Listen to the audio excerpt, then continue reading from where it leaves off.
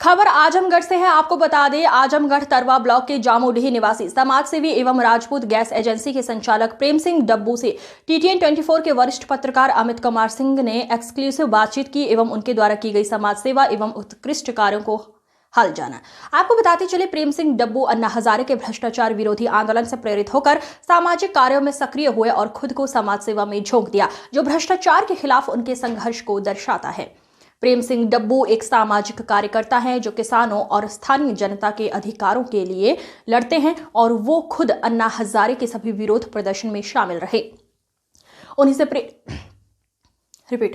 से प्रेरित होकर उन्होंने बहुत से सराहनीय कार्य किए। देखिए खास चर्चा TTN 24 पर हमारे संवाददाता अमित कुमार सिंह के साथ। आज मैं उपस्थित हूँ आजमगढ़ के तरवा ब्लॉक अंतर्गत मेहराजपुर बाजार में। मेरे बगल में जो शख्स बैठे हैं उन्हें किसी परिचय के मोहताज नहीं है। ये है प्रेम सिंह जी, राजपूत गैस एजेंसी के संचालक हैं। कई साल समाज सेवा और राजनीति में सक्रिय रहे हैं और विभिन्न मुद्दों पर हमेशा वो खुलकर अपनी बात रखते हैं, चाहे वो सरकार के पक्ष में हो या सरकार के विपक्ष में हो।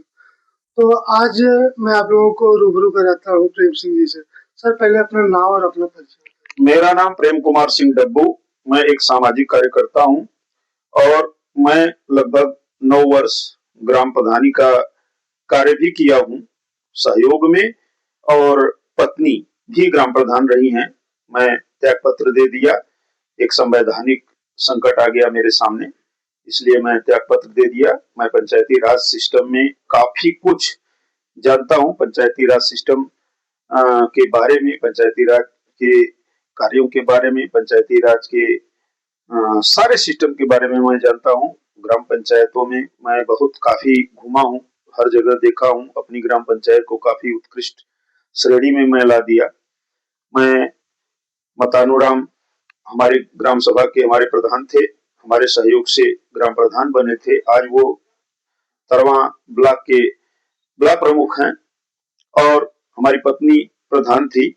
कुछ संवैधानिक बातें आ गई जिसकी वजह से मैं 26/3/2025 को त्याग पत्र दे दिया ग्राम प्रधान पद से, क्योंकि मैं राशन डीलर भी हूँ। हमारी पत्नी राशन डीलर थी, राशन डीलर 25/5/2002 से वो राशन डीलर थी। और इसके बाद हम 100% 100% सही राशन डीलरिंग का काम करते हैं। एक ग्राम में किसी को 25 वर्ष में न कम दिया, न ज्यादा दिया, न कम पैसा लिया, न ज्यादा पैसा लिया। तो दोनों पदों पे आसीन होने के वजह से हम जो है प्रधान पद को बाद में 3 साल 9 महीने बाद, हमको पता नहीं था कि मतलब राशन डीलर और ग्राम प्रधान एक साथ नहीं हो सकता।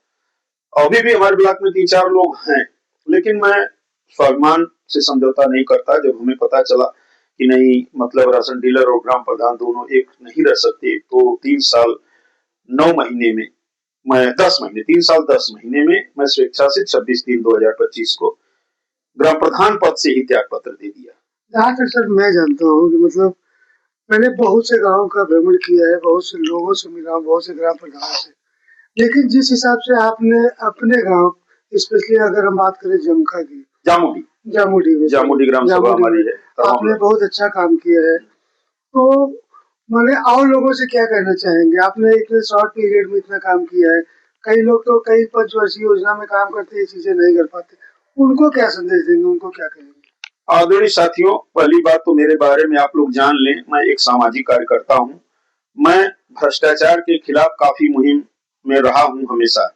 मैं 2011 में जब अपने घर पे बैठा था और मतलब भ्रष्टाचार का एक आंदोलन, जन लोकपाल आंदोलन चला अन्ना जी के समय में, अन्ना जी को मोटिवेट करके अरविंद केजरीवाल एंड टीम जब जन लोकपाल आंदोलन चलाई, उस आंदोलन को मैं 3 दिन टीवी पे देखा।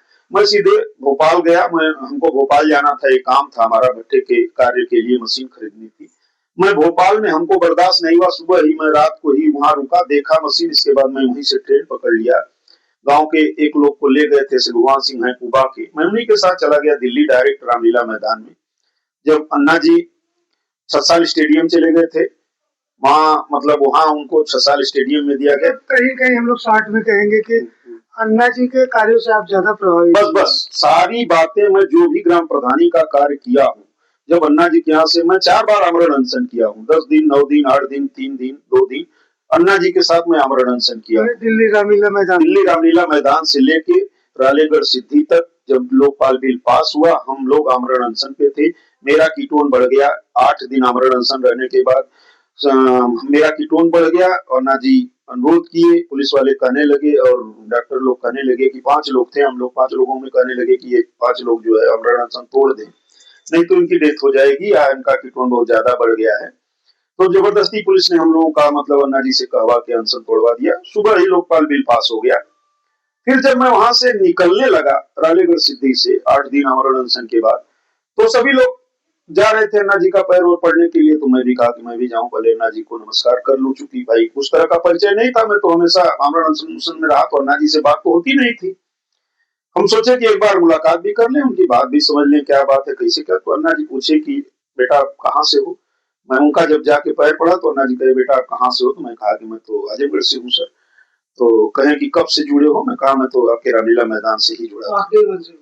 हाँ, मैं तो रामलीला मैदान से ही आपके साथ जुड़ा हूँ। कहना आगे क्या इच्छा है? तो मैं कहा कि आगे क्या इच्छा है, आपके साथ भ्रष्टाचार के खिलाफ, भ्रष्टाचार की इस मुहिम में मैं लगा रहूंगा, जहां तक हो सकेगा उतना मैं करूंगा। तो कहे देखो भ्रष्टाचार तो रग रग में, रोए रोए में है बेटा, भ्रष्टाचार इतना जल्दी मिटने वाली चीज नहीं है, लेकिन एक काम करना, देश को अगर विकसित करना है तो अपनी ग्राम सभा को आप विकसित करो। ये तो सही है कि कहीं कहीं आज के हमारे पीएम भी यही कहते हैं कि देश का विकास तभी संभव है जब गांव का विकास हो। तो मैंने आजमगढ़ में कुछ नाजीर बने, उसमें से आप भी। हाँ, तो मैं आया तो मैं सोचा कि अब ग्राम सभा को कैसे विकसित करेंगे। एक दो और मंत्र अन्ना जी बताया जिसका मैं पालन नहीं कर पाया, उसको बताएंगे हम आपको। हमारे दर्शकों को बताया। हाँ हाँ, कि मतलब वो कहे कि देखो बेटा, गांव में जाना तो पहले अपने गांव का पूरा भ्रमण करना, तो गांव में एक एक गरीब के घर जाना और जाने का फॉर्मेलिटी नहीं करना है, 5 मिनट उनके घर जाके समय देना है। हर परिवार का तुम सर्वे कर लेना अपनी ग्राम सभा का, कि कौन सा परिवार में किस चीज की आवश्यकता है, क्योंकि ग्राम सभाओं में हमको मैं आपको टोक रहा हूँ, आप उनकी मूलभूत जो आवश्यकता है उस मुहिम से आप मतलब सीख पाए हैं, इसीलिए चीजें हो पाई। हाँ, मैं मतलब उनका कहना था कि हर घर जाना और 5, 10, 20 ऐसे परिवार मिलेंगे एकदम गरीब वाले, जिसको तुम चयन करना, और आप ये जान लो कि कोई भी लाभ किसी को पहुंचाने के लिए बहुत पैसे वालों के पास मत भागना, पैसे वाले पैसा नहीं देते हैं। गरीब जब मदद करता है तो वो मदद लोगों तक पहुंचती है। कहीं कहीं मतलब आपका अगर जो भी सक्सेस है तो गरीबों का उसमें बहुत सहयोग है। हाँ, मतलब उसमें ये था कि नहीं, गरीबों का कैसे भला किया जाए। तो उनका ये कहना था कि तुम गांव में काम करना कि किसी निर्जन स्थान पे चले जाना। निर्जन स्थान पे जब तुम 4, 6, 10 दिन बैठोगे तो लोग कहेंगे कि वो फला का बेटा, फला का वो, ये हमारे गांव के बहुत अच्छे आदमी है, गांव भर अभी घूमे हैं, सबका रिकॉर्ड हासिल किए हैं, इसके बाद वहां पेड़ के नीचे क्यों बैठे हैं आज 4 दिन से। तो आपके पास अंतिम चरवाहा जो होता है, जो बकरी भेड़ चराने वाला और पशु चराने वाला होता है, आपके पास जाएगा, वो जाके आपसे पूछेगा कि आप वहां क्यों बैठते हैं पेड़ के नीचे। लेकिन सर, जैसे मैं जहाँ तक जानता हूँ, जो आर्थिक रूप से समृद्ध हो जाते हैं, कहीं कहीं वो गरीब तबके या जो पिछड़े तबके हैं उनसे कोऑर्डिनेट नहीं कर पाते हैं। तो उसीलिए मतलब ये था कि उनका कहना था कि आप गरीबों में जब जुटेंगे तो गरीब की मदद की बात करेंगे तो वो आएंगे। तो एक अंतिम चरवाहा पहले आएगा, अपने चरवाहों से कहेगा कि यार भैया वहाँ 5 दिन से 4 दिन से लगातार बैठ रहे हैं, बहुत सम्राट आदमी है, अच्छे आदमी है, क्यों बैठ रहे हैं। तो आए मतलब कहीं कहीं आप अन्ना जी के जो मूल मंत्र। जी, मैं अन्ना से ही मतलब जो सीखा वो अन्ना से ही सीखा, तो वही आपने इम्प्लीमेंट किया। वही मैं तो मतलब ये अगर मैं आपके जो गांव में विकास हुआ है, आपके द्वारा कई विकास किए गए, हम आपसे जानना चाहेंगे कुछ चीजें जैसे जो आपके द्वारा या आपके पत्नी द्वारा किए गए हैं, लोगों को मेरे द्वारा, मेरी पत्नी द्वारा जो भी कार्य किए गए हैं, बहुत अच्छे कार्य किए गए हैं ग्राम सभा के लिए। जैसे एक ग्राम सभा की निधि होती है, करीब करीब हम लोगों की छोटी ग्राम सभा है, 5-6 लाख रुपया, 6 लाख 7 लाख रुपया सालीना है। तो 5 वर्ष का जान लीजिए कि 6-35 बहुत कम छोटा बजट था। तो उतने बजट में काम होने वाला नहीं था, लेकिन सरकार की मनरेगा योजना बहुत अच्छी योजना थी उस समय, मनरेगा से आप 60-40 का रेशियो था, खैर रेशियो से मैं ज्यादा काम कराया। कहीं कहीं आपने निजी फंड का उपयोग। हाँ, मैं इधर उधर से मतलब सबसे प्रयास करके, ज्यादा सरकार से प्रयास करके, वीडियो से प्रयास करके अपनी ग्राम सभा में बहुत ज्यादा योजनाएं मैं लाया। पक्का काम से लेकर के हमको 2018 में मैं सहयोग कर रहा था मतानुराम का, हरिजन सीट थी, तो अन्ना जी कहे कि ग्राम का विकास करना है, तो ग्राम के विकास में जब हम कूदे तो हमारे पास उस समय सीट अनुसूचित थी।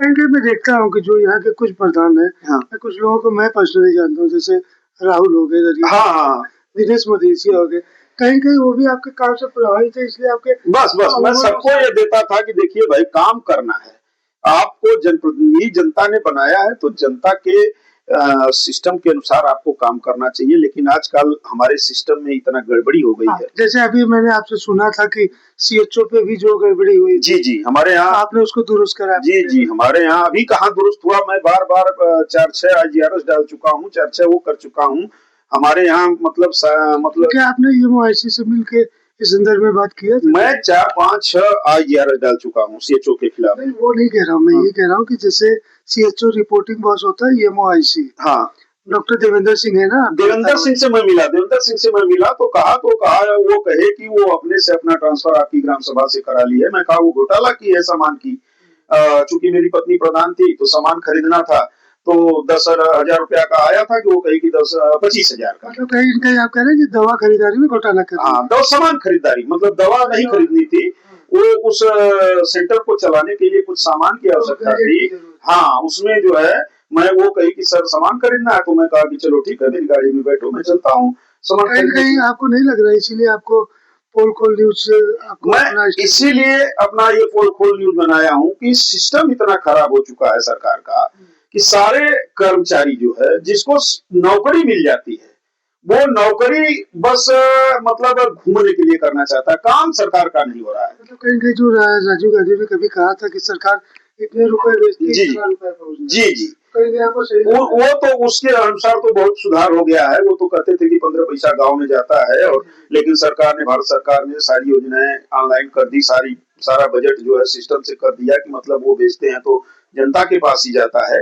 लेकिन जो ग्राम सचिवालय का स्तर है, ग्राम सचिवालय सरकार ने 25 लाख रुपया लगा के हर ग्राम सभा में ग्राम सचिवालय बनाया, उसमें 1,75,000 रुपए का सब इंस्ट्रूमेंट लगवाया, डेस्कटॉप लगवाया, प्रिंटर लगवाया, कंप्यूटर से लेके कैमरा से लेके सोलर सिस्टम, माइक सिस्टम सब लगवा दिया, सरकार ने कर दिया, वाईफाई कर दिया सुविधाएं, लेकिन वहां नियुक्ति भी कर दिया पंचायत सहायक की। लेकिन मैं देखता हूं, पूरे उत्तर प्रदेश की बात मैं कर रहा हूं, आजमगढ़ जनपद की ही बात नहीं, कोई ग्राम पंचायत, कोई ग्राम सचिवालय, अब ग्राम पंचायत का नाम ग्राम सचिवालय कर दिया गया है, कोई कर्मचारी सचिवालय पे नहीं बैठता है, जबकि वहां लेखपाल को बैठना चाहिए, वहां सचिव को बैठना चाहिए, वहां मतलब बीसी सखी को बैठना चाहिए, वहां पुलिस महिला शक्ति महिला की ड्यूटी लगी है, 2 सिपाही की डेली। जी जैसे अभी कुछ सेंटर पे आधार सेवा भी चालू की है। हाँ, हर सारी सुविधाएं गवर्नमेंट जो है ऑनलाइन कर दी है कि आपको पंचायत एक जगह एक सिस्टम पे जाके पूरे ग्राम सभा के लिए सारा ऑनलाइन फॉर्म सिस्टम पंचायत सचिवालय से होना चाहिए, लेकिन कुछ नहीं हो रहा है हमारे देखने में। मैं भी काफी प्रयास किया, हमारे यहाँ भी पंचायत सहायक की नियुक्ति हो गई, मैं काफी प्रयास किया, मैं उसको वेतन देना तक बंद कर दिया कि मैं वेतन नहीं दूंगा, तुम काम नहीं करोगी तो।